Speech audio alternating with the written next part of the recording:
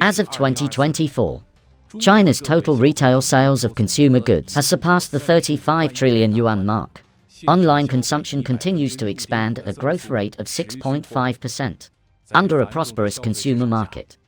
Regulatory intensity continues to increase. Technical means are improving day by day. However, why do black-hearted products still manage to tear a gap in a trillion-dollar market and become a scar in the wave of consumption upgrades? That is difficult to heal. Today, follow world's most exposed. To take a look together, 10 of China's most terrifying black-hearted products. Number 10. Fatal capsules. Pharmaceutical capsules were originally medicines for treating illnesses and saving lives. They became a fatal source of poison harming the Chinese people.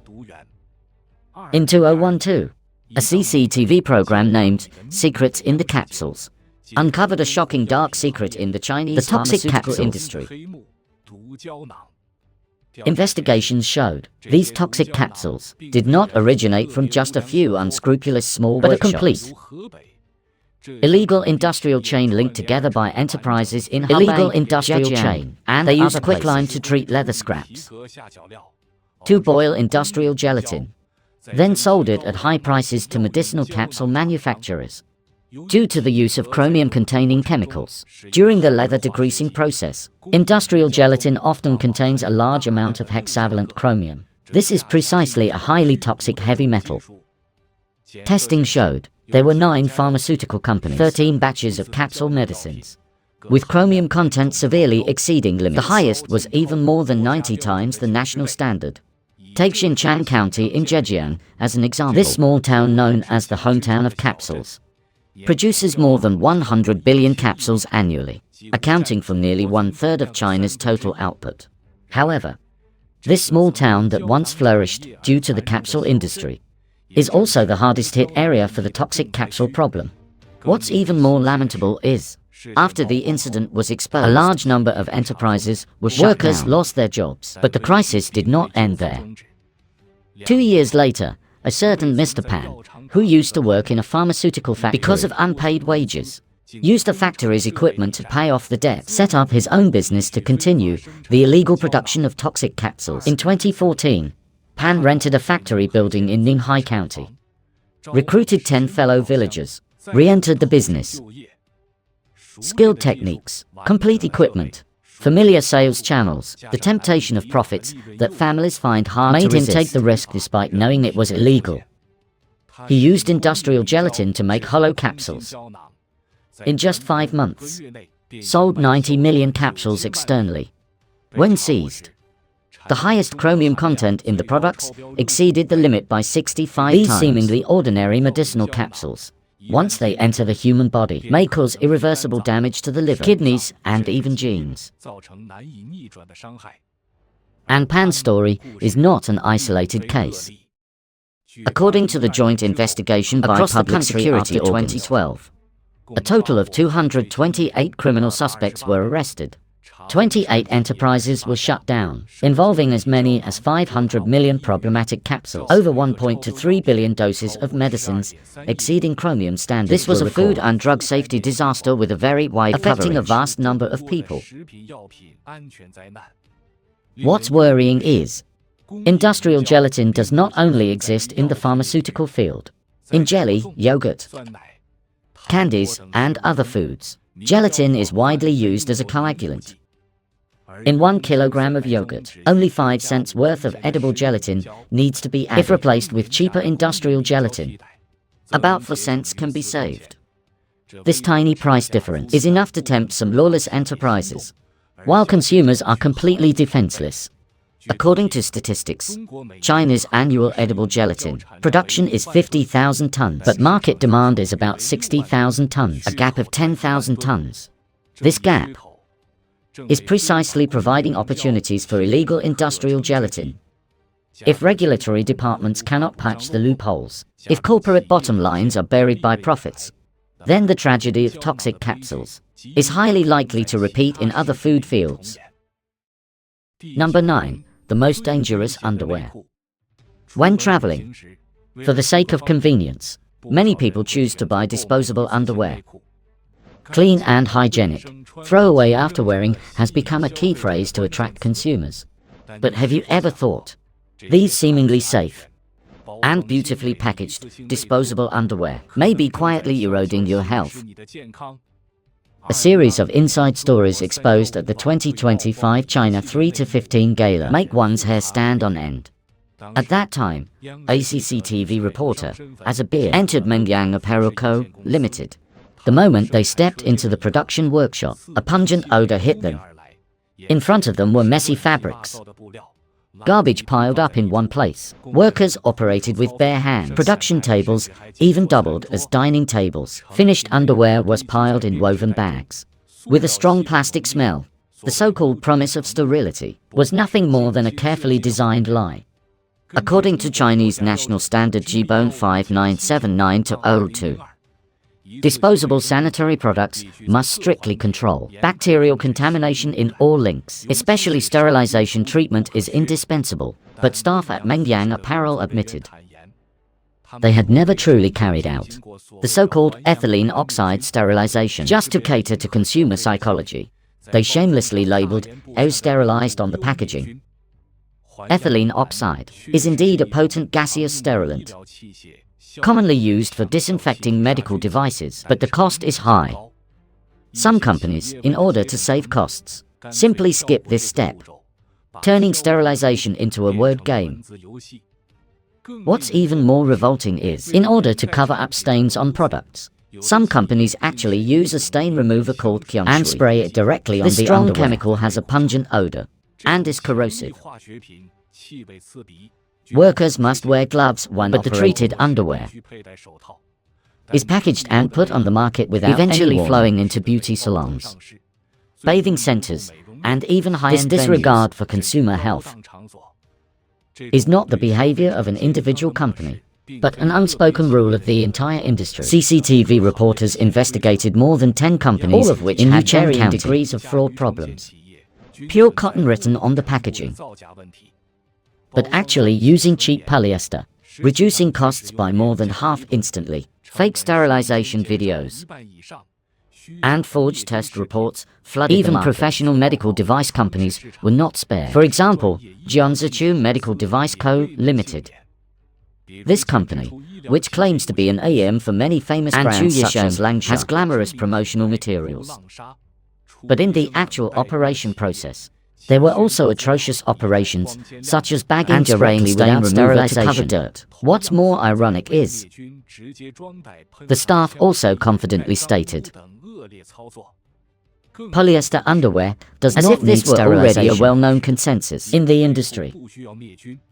Within just 10 minutes of the exposure, the named brand products were taken down from the entire market regulatory departments, seizing finished products, semi-finished products, and raw materials of the companies involved.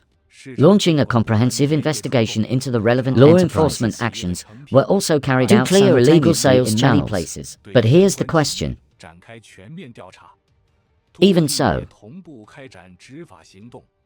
will such a situation not happen again in the future? But here's the question. Even so, in the future, will such a situation not happen again? Number 8. Artificial pig blood. Many people may not know, in some parts of China, the so-called ingredient pig blood contains almost no pig blood, and this actually can be grandly displayed on stalls in vegetable markets, and even served on restaurant tables. In May 2009, someone reported a pier in Wuhan, where a group of people was producing artificial pig blood in large quantities. After receiving the lead, reporters launched a half-month undercover investigation. During the first visit, they could only see pig blood soaked in sewage from a distance. During the second visit, as the owner of a food stall, the reporter successfully entered the processing den and witnessed the production process of the so-called pig blood. What's truly revolting is, the environment at the production site was extremely bad. In a ceramic bathtub, in a half-tub of turbid and smelly red sewage, large pieces of pig blood floated. A pungent smell filled the air. The workshop owner admitted without hesitation that in order to make the pig blood solidify and ingredients such as formaldehyde, industrial salt, and dyes would be added. And these chemical substances, which were originally used for industry and preserving corpses, were grandly used by them for food production. They could actually manufacture about 200 kilograms of artificial pig blood every day. What's even more terrifying, these black-hearted products are highly deceptive. Artificial pig blood has a smooth and fresh surface, with bubbles like real pig blood. Laymen simply cannot distinguish the true from the false. Many blood-based dishes, like Mao Zhu Wong sold in restaurants, are made with this artificial pig blood. On May 16th, the follow-up investigation by reporters found, from just one delivery point, the black workshop sent 10 buckets of pig blood to 8 restaurants. A motorized tricycle full of pig blood frequently traveled through the urban area, delivering goods from early morning until evening to collect payments, forming a complete industrial chain. So, where exactly did this artificial pig blood eventually flow? The reporter followed all the way and found this pig blood had already quietly seeped into all aspects of citizens' lives. In a fresh supermarket on Gushan 4th Road, the reporter saw with their own eyes the delivery person distributing pig blood to soy product stalls. In a vegetable market near the Kiaku Court, artificial pig blood was directly displayed on stalls for public sale, without any avoidance. After full visits, the reporter finally teamed up with law enforcement District Administration for Industry to destroy 5 artificial pig blood processing dens in one go, seizing raw materials such as industrial salt and dyes on site, finally uncovering the tip of the iceberg of this dark industrial chain. Although the reporter successfully exposed the inside story of the black people workshop, still have to reflect why such incidents could lurk in the corners of the city for so long, harming the health of the masses without being detected. In fact, at that time, there was not a single regular pig blood production line in Wuhan that met most food hygiene circulating on the market. Additionally, from unknown animal sources. Blood is naturally prone to carrying germs. Even real pig blood should not be consumed rashly, while artificial pig blood adds toxic chemical components. Its harm is far beyond what people can imagine, on top of existing risks. Its harm is far beyond what people can imagine. Number 7. Most toxic running tracks in 2016. A parent from Beijing Baiyun Road Primary School, while waiting for their child after school at the gate, smelled a pungent odor coming from the playground. At first, they didn't pay too much attention until their daughter, in just a few months, had frequent nosebleeds. Her eyesight plummeted during physical exams, and even her height growth almost stopped. This series of abnormal reactions alerted them. Soon after, news began to spread in WeChat groups that other children had similar symptoms. Parents' panic spread rapidly. Finally, under continuous pressure from parents, testing agencies gave the conclusion: the plastic running track of Baiyun Road primary schools had various harmful substances exceeding standards. This kind of playground is called a toxic track. It is not a new type of material, but during the upgrading process of school playgrounds, some construction units, to keep costs low, used waste tires, waste cables, inferior rubber, and other toxic waste to process into plastic tracks. These black particles are often not properly treated, without any product instructions or quality certification. Yet they enter campuses on a large scale, becoming the place where children run and move every day, grandly. The most terrifying thing is, the problem of toxic tracks did not only appear in Beijing. Starting from 2014, Suzhou, Wuxi, Nanjing, Changzhou, Shenzhen, Shanghai, Hebei, and other places saw similar incidents one after another. For example, at Kanglong-no, to primary school in Wuhan, shortly after the new playground laid in the 2018 summer vacation opened, more than 100 students experienced nosebleeds, red rashes and other symptoms, seriously affecting normal study and life. In a kindergarten in Nanchang, Jiangxi, more than 50 young children coughed frequently and had nosebleeds, which was alarming. So how did these toxic tracks enter campuses so grandly? Investigations by China Voice showed that in the process of engineering bidding for many schools, there were problems with forged test reports and supervision that existed in name only. Some inferior companies easily passed by tampering with data and misappropriating inspection qualification certificates. Some local governments and education departments lacked effective review of material sources and the construction process, making these black-hearted products that seriously threaten children's flow into the education system easily. What's even more infuriating is, although authoritative hospital tests show that some students' physical indicators showed no obvious abnormalities for the time being, these children who were exposed to toxic substances for a long time, whether health hazards will appear in the next or even decades, remains an unsolved mystery.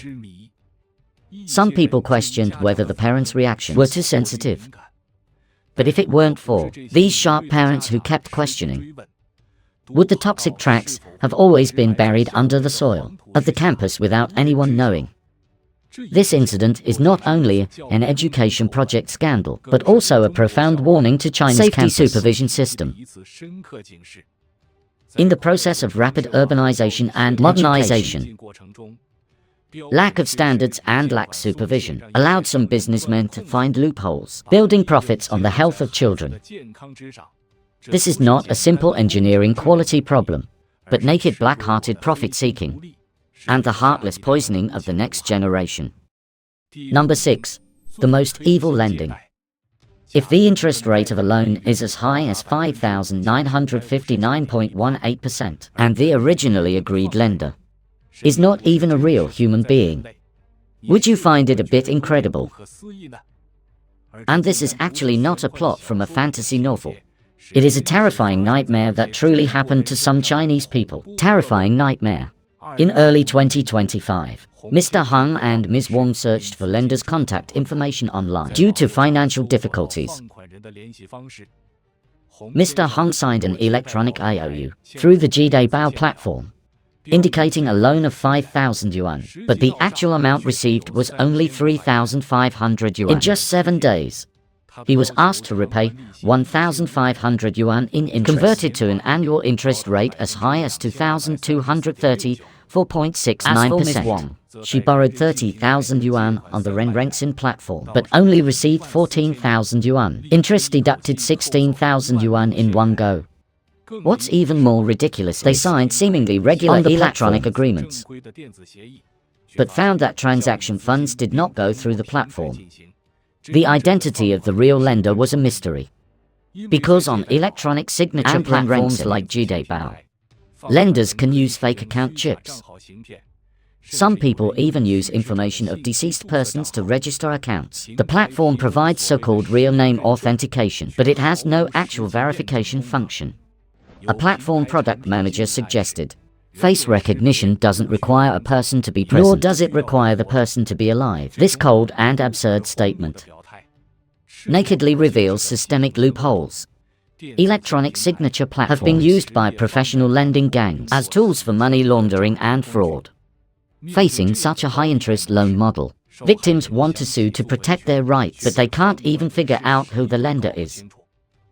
Under the design where the platform deliberately stays out of it, even if both parties sign a legally binding agreement, the platform still evades responsibility as a third party. It doesn't monitor lending, doesn't audit the actual amount received, doesn't confirm the truth of identities. Platforms like Jidaibao and Renrenxin continuously earn service fees from electronic IOU lines, but are not responsible for any problems. According to incomplete statistics by Beijing News Shell Finance from March 2021 to December 2022, just one criminal gang lent about 146 million yuan through these platforms, involving as many as 5,578 victims, collecting at least 38.66 million yuan in interest. And as of March 2025, such cases are almost no such person in the judicial system. Even if there are 100 for relevant judgment documents, they are all concentrated a few years ago, and there have been no updates since the beginning of 2025. This also means that the entire huge black lending industrial chain is still running in the shadows. Many fake lenders claim they have no idea and were induced by criminals with benefits fees to submit identity information. Behind this is actually professional lending gangs, using information asymmetry to manipulate the lending process.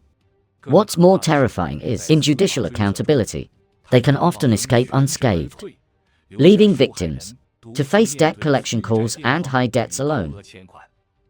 When technology is abused to provide legal disguise for illegal acts, when the lack of supervision leaves victims with no way to appeal, the root of the problem is not just a few lawless gangs. It is a scam disguised as financial innovation, a high-interest loan machine that uses electronic signatures to actually plunder the poor. Number 5. Tinghua wine that cures all diseases. In internet rumors, there is a miracle rejuvenation wine in China. Drinking it not only refreshes the mind, improves sleep, anti-aging, but also ensures lasting male physical functions. A bottle sells for as high as 58,600 yuan. In fact, this is not entirely a rumor, because this liquor actually exists, and the functions mentioned above are exactly the advertising terms it uses for promotion on major media platforms. It is Tinghua wine which once dominated China's high-end liquor market. Since its debut in 2020, Tinghua wine has strongly entered the market, from elevator advertisements to airport billboards, from industry journals to movie product placements. Its marketing is as extensive as top-tier consumer goods. The price is even more shocking. 5,860 yuan per bottle for the standard version, 58,600 yuan per bottle for the premium version. The one behind all this is Qinghai Spring Company, which started with cordyceps. What truly made Tinghua wine a national topic was its shocking appearance on the 2020-15 gala.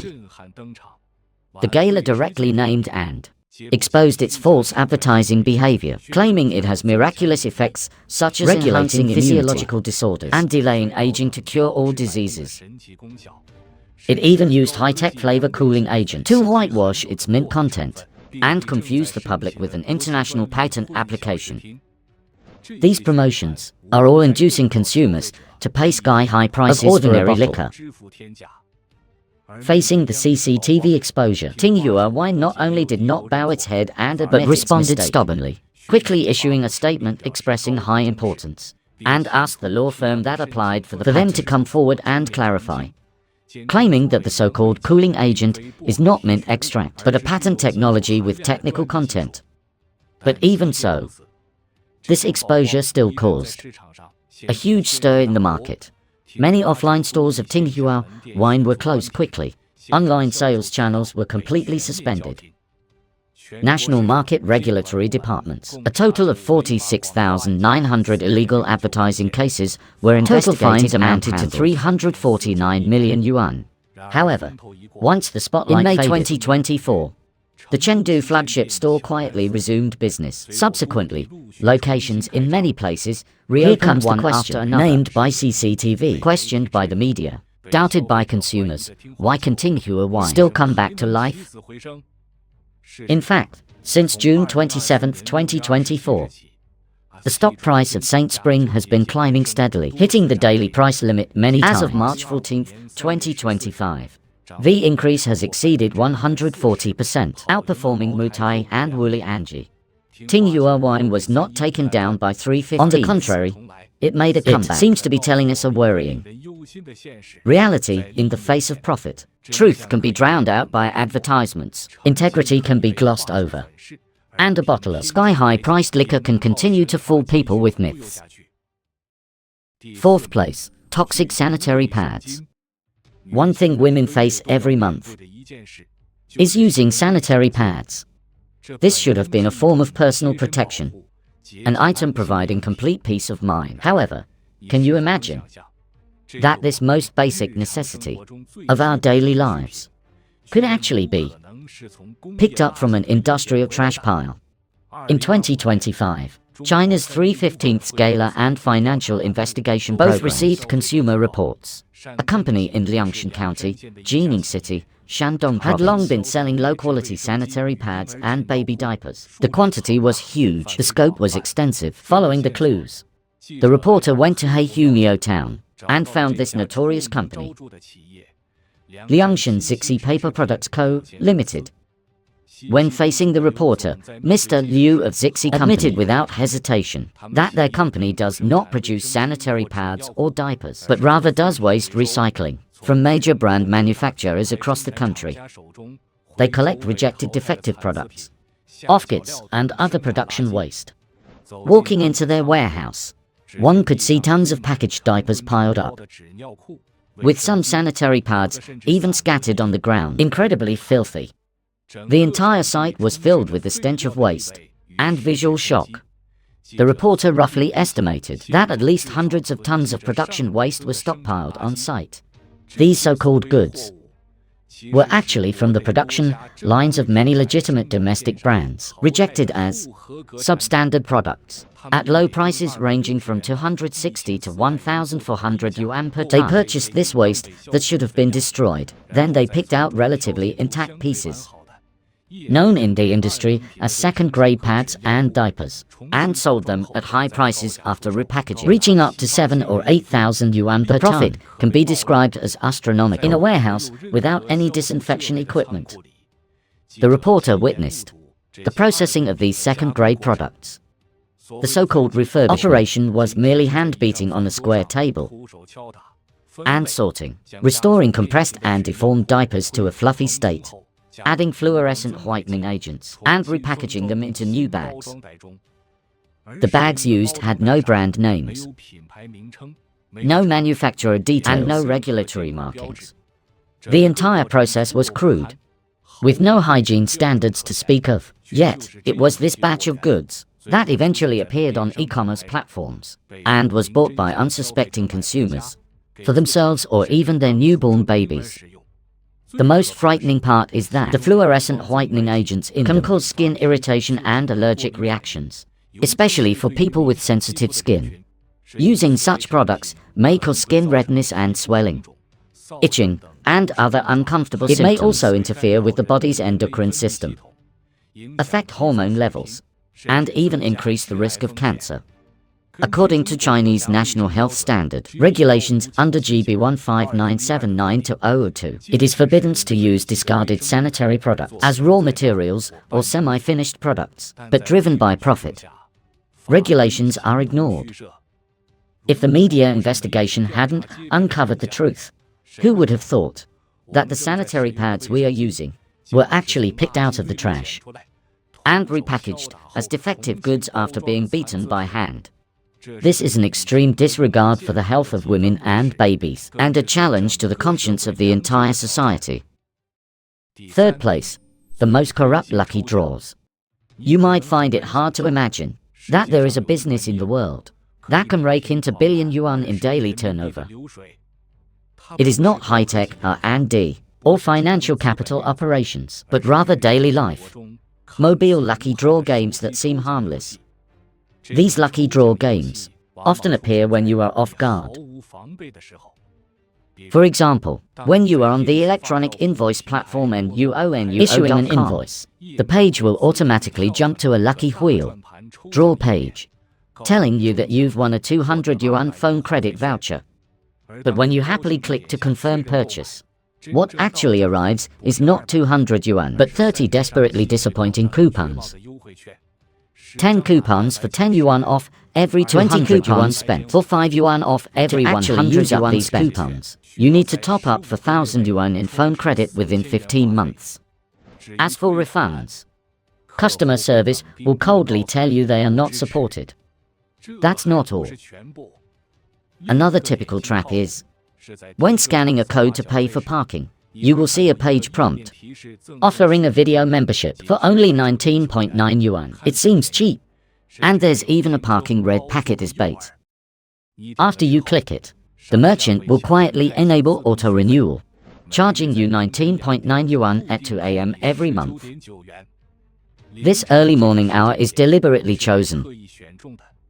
because most people won't notice phone notifications. By the time you wake up, the payment info is already buried by new notifications. By the time you notice, you've been charged for several months. Besides phone credit vouchers and membership laws, there are also so-called free high-end liquor giveaways. After consumers win a prize, they are guided to fill in their address to receive liquor worth thousands of yuan. In reality, these wines only cost 63 yuan per case, but are falsely labeled as for 1,700 yuan and finally sold at a surprise price of 398 yuan. The entire process seems like winning a bargain, but it's actually a carefully woven price trap. All of this relies on a foundation of dual control. At the technological core, they precisely grasp your payment scenarios and usage habits, from issuing invoices and paying fees via QR code to signing for deliveries. Lucky draw baits are everywhere. Psychologically, they enlarge words like lucky draw and membership limited time for only 1 cent, while burying actual fee descriptions and auto-renewal agreements in small print at the bottom of the page, making them almost unnoticeable. What's more shocking is that this isn't the work of an individual workshop, but is promoted by multiple listed or large companies together. Companies like Deriba Technology, by controlling advertising entry points and payment mechanisms under the guise of daily life services, they quietly monetize. The head of Deriba Network Technology even admitted that they are the largest interactive advertising platform on the market, with mobile software users covering over 1.3 billion people. When merchants do not hesitate to set traps for profit, where are the laws and regulations? Obviously, current regulation in related fields in China is still clearly lagging behind. There's a lack of clear restrictions on business models like auto-renewal, phone credit vouchers, and induced top-ups. Platforms also provide extremely insufficient reminders to consumers, and most consumers, due to information asymmetry or being too lazy to investigate, eventually become a silent group that is quietly charged. Second place, the most dangerous, electrical wires. A sudden fire can often swallow all of a family's savings, or even lead to the loss of family members. While many grieve over the tragedy, they often overlook the initial culprit, a seemingly ordinary wire with hidden murderous intent.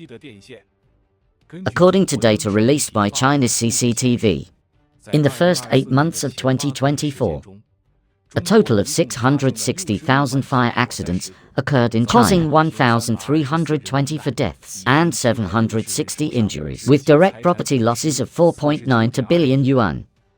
Among them, the cause of more than 50% of major fire accidents was a substandard electrical wire or cable. So, in the face of such widespread disaster, why do non-standard wires still proliferate in China? Tracing back to the source, there is actually a complete grey industrial chain behind it.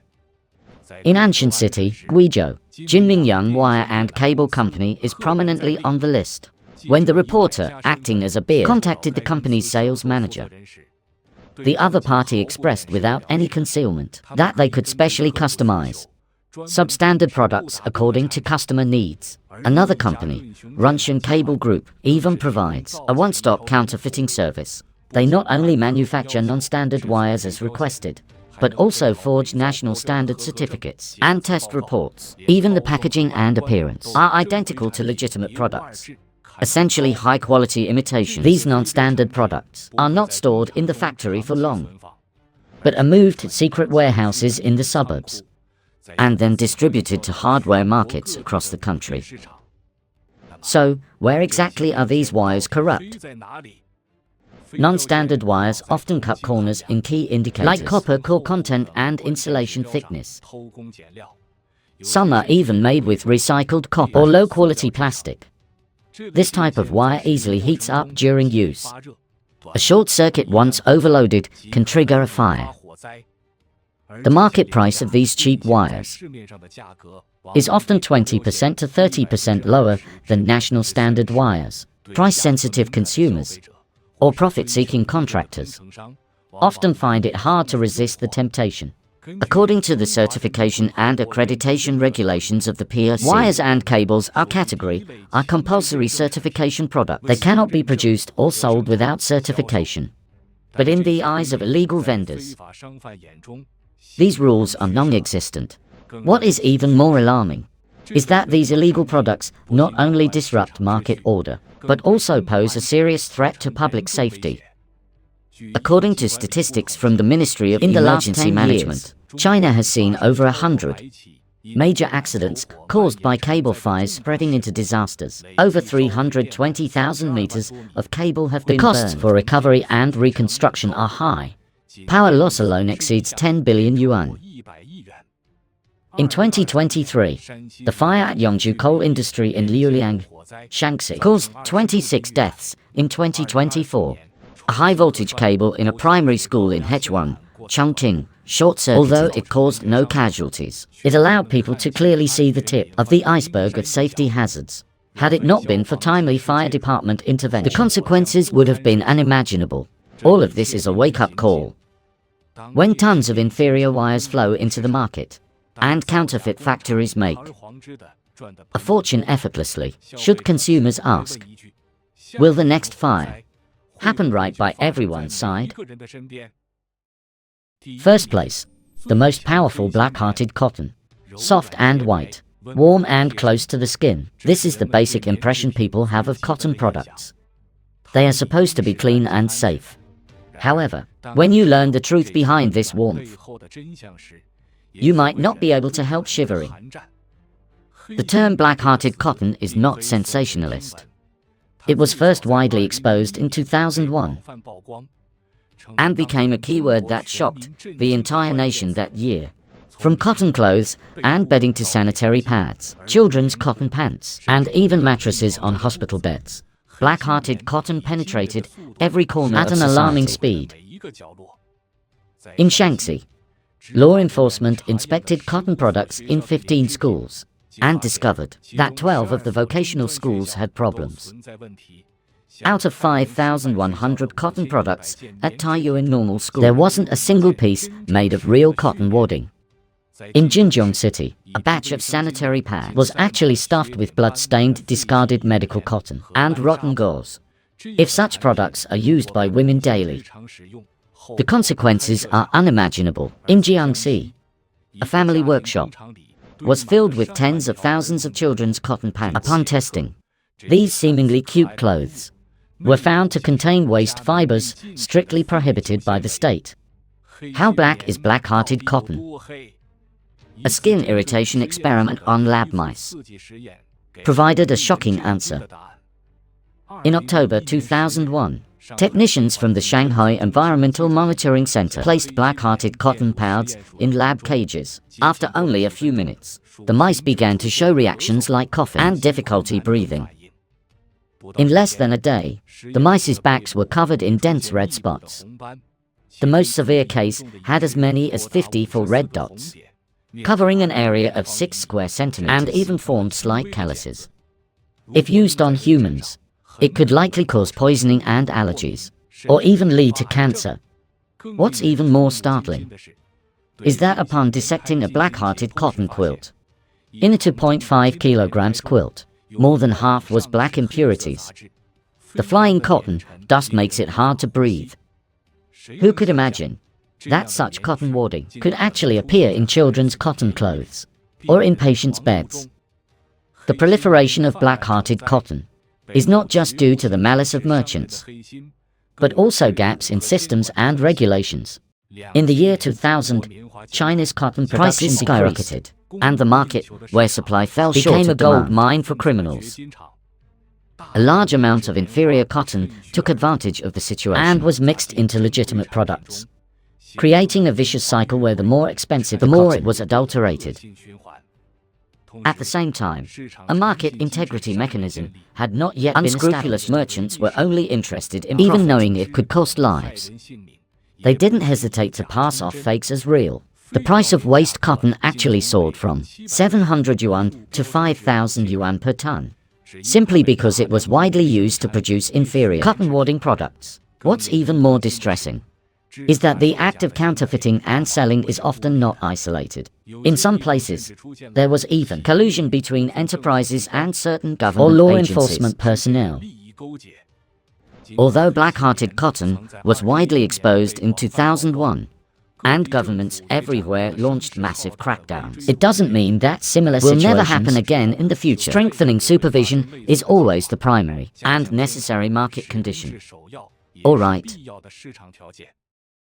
That's all for this video. I wonder which of the 10 most corrupt commodities in China introduced today left the deepest impression on you. Feel free to tell us in the comments section below. Thank you for watching. And we'll see you next time. See you next time.